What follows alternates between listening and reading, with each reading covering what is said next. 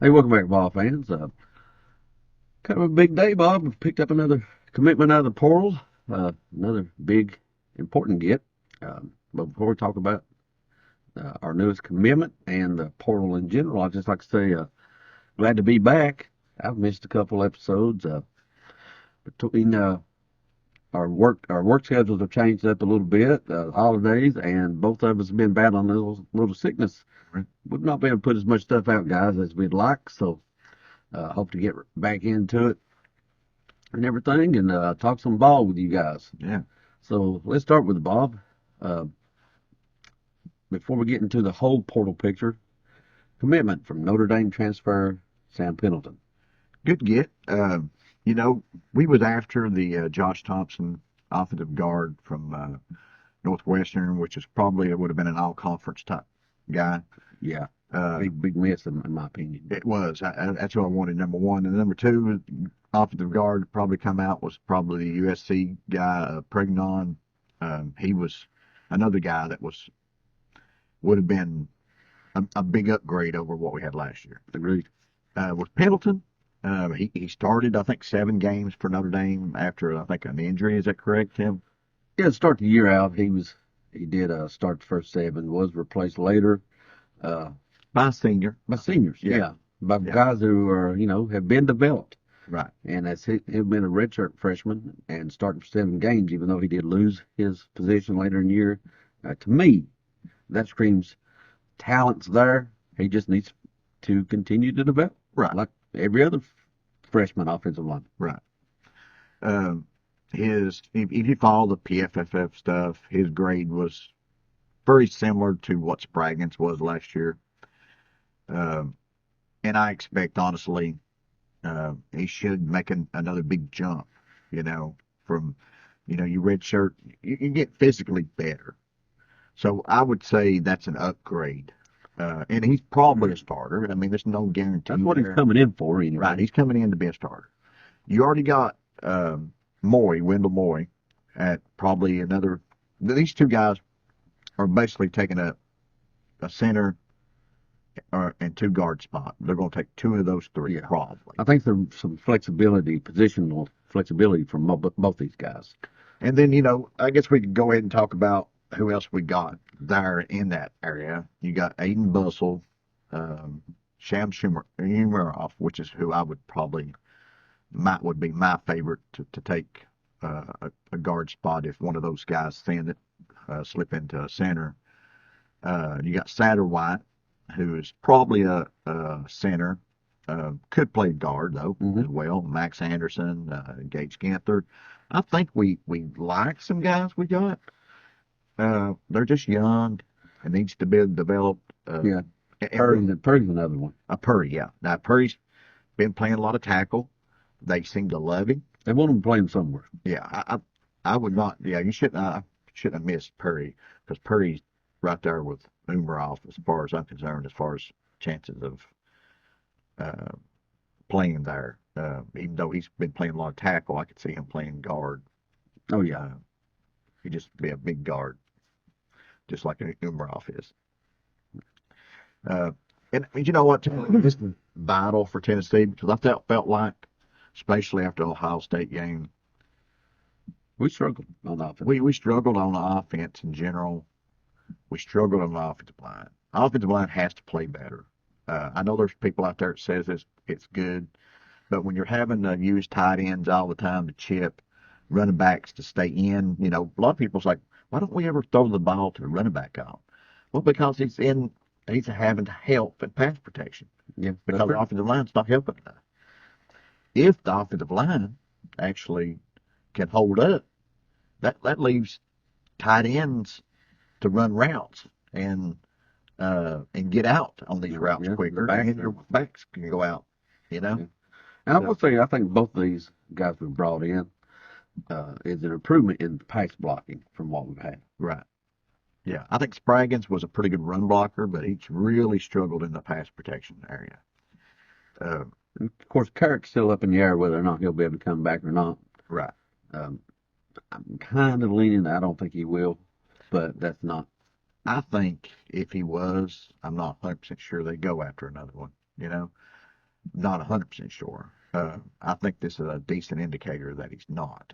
Well, I think it's a decent indicator that they are, they know it's Nico's potentially his last year, Right. and they've got a lot of money right there, and they got to protect that. Yeah. And they can't be thinking, well, I hope we got enough on the offensive line. Um, they're in the thought process of we have to be certain. Right. The other big area on offense that you've heard a lot of people complain about, and us too, is wide receivers.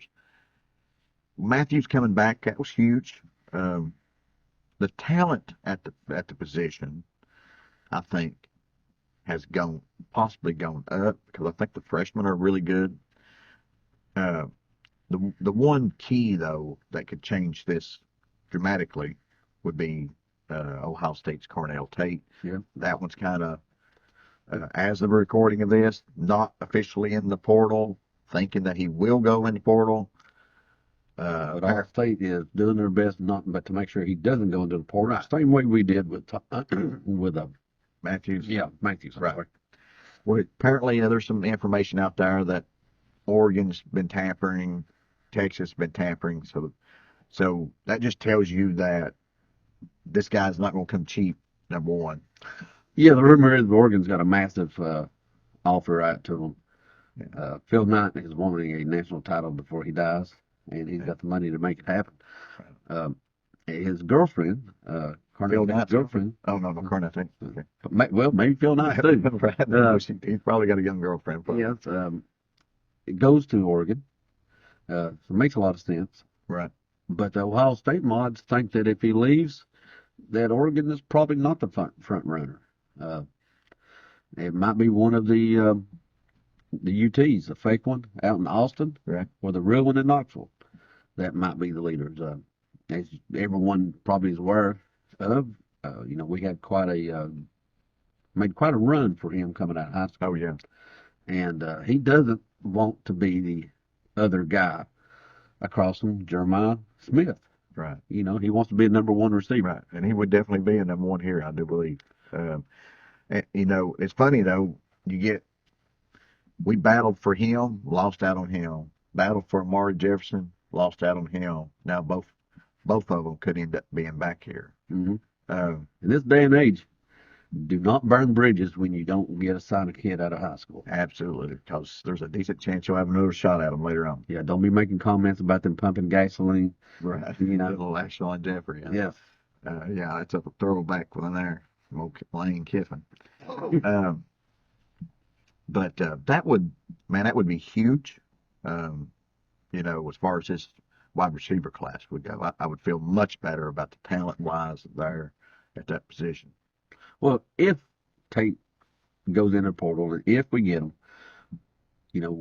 we've done every year since we've been doing this. Do we win the portal? Have we lost the portal? Right. Right. And with the addition of Tate, I'd be willing to go ahead and jump in there and say we'd won the portal. Right. Even though we lost several guys I did not want to lose. We did. We lost a lot of young talent. Yeah, we lost some talent. We lost some contributors. Mm-hmm. But nothing that was just program shattering. Right. And I think what you're saying here mainly, Tim, is you got Maury. Let's say, you got Pendleton. Most likely 2 starters in the offensive line. 2 starters in the offensive line. If you was to get Tate, there's another starter. Number 1, actually, not just a starter. Star Thomas, running back. Yeah, who's a little bit. It's a nice pickup. It's not something we've talked a whole lot about. No, but he's a kid that brings some maturity to the room. Right. A very young running back room. Right, very young.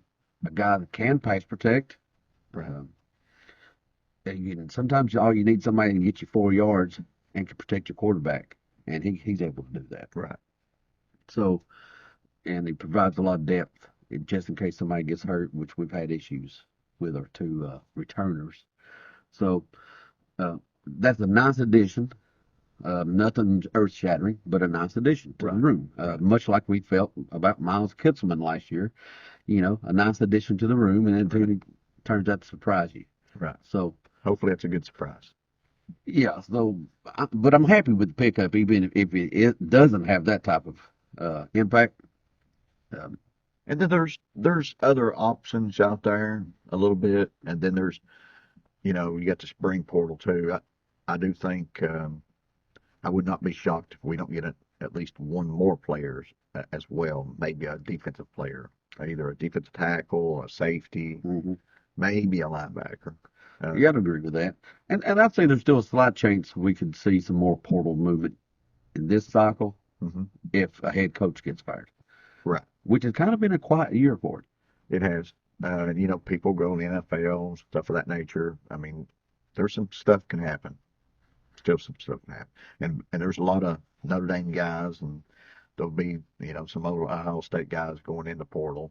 I mean, there was like Notre Dame center went in the portal today.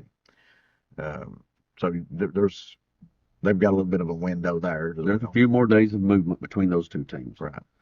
Um, But let's skip over, Tim, to the number 16 team, number 6 team in the country, Tennessee VOLS basketball team. Big, huge game this weekend. Number 1 Auburn at Auburn.